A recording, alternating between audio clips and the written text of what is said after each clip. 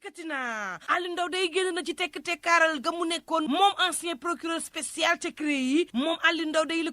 quotidien ne ma daal dina yëkkati nag ay kaddu yoo xam ne jangas na de ci bu ñu mënee jàngat xam leen na ni ñi nga xam ni ñoo yor nguur dañoo ragaluñu leen nag lu dul yoon goo xam ne dafa daal di moom boppam ay jëwrin dañuy jox ay ndigal ay procureur ne leen topp leen diw wala bu leen topp diw te procureur yooyu dañuy jëfee ndigal googee Antoine Diome nag na def attention ñetti at moo des président Macky Sall xaayar ku dégg séeréer Tribune yéene kaay ne moom Aliou Ndao kay daal dinay dal ci kaw gaa yi xamal leen nag moom yéene kaay bi dee média bi ne càrtuk réewum Sénégal ci boppam buñ ci duggee rek moo mayul président Macky Sall mu am ñetteel bi mandat yéene kaay bi dee média bi ne Aliou Ndao kay la mu xamle leer na nañ nee na Macky Sall lu dul ñetti at desew ko ci bopp nguur gi ña nga xam ni nag ñooy xalaat wala ñu jàpp leneen lu waroog loolu mën naa am dañu koy jay rek di wax président Macky Sall li ko neex rek te bu dégloo seenu xalaat dugg ci ndëgg sërëx ka nga xam ni mooy wax Macky Sall dëgg mooy ki koy taxaw ne ko président Macky Sall gënul fukk ak juróom benn million sénégalais yi nekk ci réewum Sénégal xamal ko nag ni ko yàlla moo ko tànn moom président Macky Sall def ko nag muy président de la République du Sénégal te nag constitution di cartum réew mi ñaari mandat la ko may bu ko weesoo mu jalgati moom Aliou Ndao ne man nag la may conseiller Macky Sall di ko xelal mooy bii di mujj mu dese ko ñetti at mu tàggoo ak waa réew mi ci jàmm Direct News de moom kay procureur Aliou Ndao xam na leen ni yoonu réewum Sénégal daal dinay tàbbi ci ndëgg sërëx goo xam ni mar day taali kenn xamul kañ lay jeex Dakar Times ne booba day ña nga xam ne ñoo nekk ci wàllu yoon ña ngay sàkku seen indépendance moom seen bopp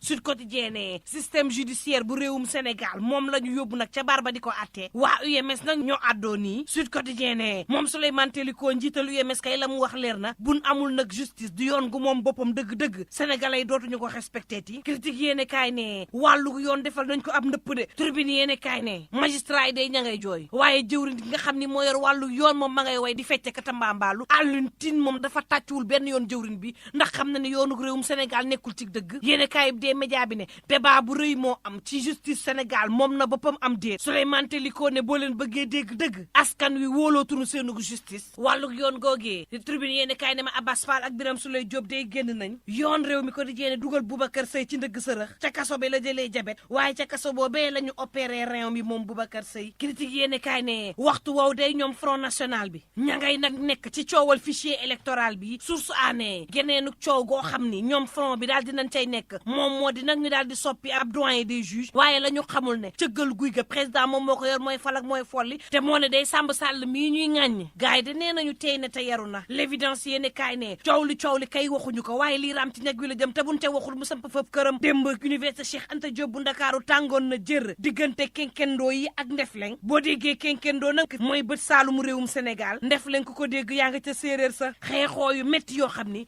am na ay blessé yu métti l'observateur ne maa ngi wax déggu leen ma de Sénégal day fi mu tollu jamono jii ku yóbboo tiit ci sa bopp ñoo ngi yee fitna goo xam ne kenn xamul kan moo cay mucc source a ne président Macky Sall mooy borom du ma ni waaw du ma ni déet l'exclusive yéene kaay ne borom du ma ni waaw du ma ni déet day ñamu àndal siis ba mu toog moom président Macky Sall ña ngi koy yett ci suuf moom président Macky Sall nag ñamu jiite ña ngi koy wan boppam de mel ni ku koy dëddu ndax l'exclusive mi ngi may xamal ne moom président saa bu leen artoo gaaye nag gën a gis seen bopp rek gën a arrogant kenn mënu leen jot gaayu Macky Sall yi l'exclusive mooy wax nanguwuñu séddoo te nanguwuñu solidarité tension bi fi mu toll fii ci réewum Sénégal ay ministre ak i directeurs généraux ki député ña nga woon nag féexlukaay ya fa neex daal di moom seen bopp ñenn ñi nag di ay responsable ci Macky Sall ña ngay daw seeni militant waxtu woowu ña ngay jënd billet avion di financer ak i may ay kër ña ngay may ay oto te mayuñ ko kenn lu dul diriyànkes yi l'exclusive yéene kaay ne ma waxati ba tey ci coow yi nga xam ni génn nañ ci ndaw yi nag nekkinuk ay responsable lu Macky Sall loolu bokk na ci leen gën a metti ndax ñu ngi ca quartier yi di jaay yaay baax te askan wi di gën a deltu ginnaaw foo gis nag lu baax am na lu bon l'exclusive joxe ay tur yoo xam ni ñooñee ña nga ca liggéey ba nga xam ni président Macky Sall moom lay santaane l'observateur ne moom procureur Aliou Ndao day la mu xamle mooy coowal Ousmane Sonko li nag bu dee moo ko def na yoon def liggéeyam las yéene kaay ne coalition jot na kay ci lenn la ñu daal di taxaw moo di nag ab médiation judiciaire waxtaan ba déggoo ci wàllu yoon diggante Sonko ak Adji Sarr waxtu woowu Idrissa Seck l'évidence yéene kaay di ma xamal ne parti bi réew mi day boo moytul mu tudd quartier bi gaa yaa ngay démissionné nag ndax Idrissa Seck dafa tàmbali woon doonuk seenuk maître mujj gi nag mu daw jébbalu ci président Macky Sall doonuk taalibe Diary Sow day génn na ci cellaaral ga mu nekkoon Diary Sow gu yees la ñu daal di nemmeeku Les Échos yéene kaay moo ko daal di xamle Diary Sow ne waruñu am gàcce laa la wax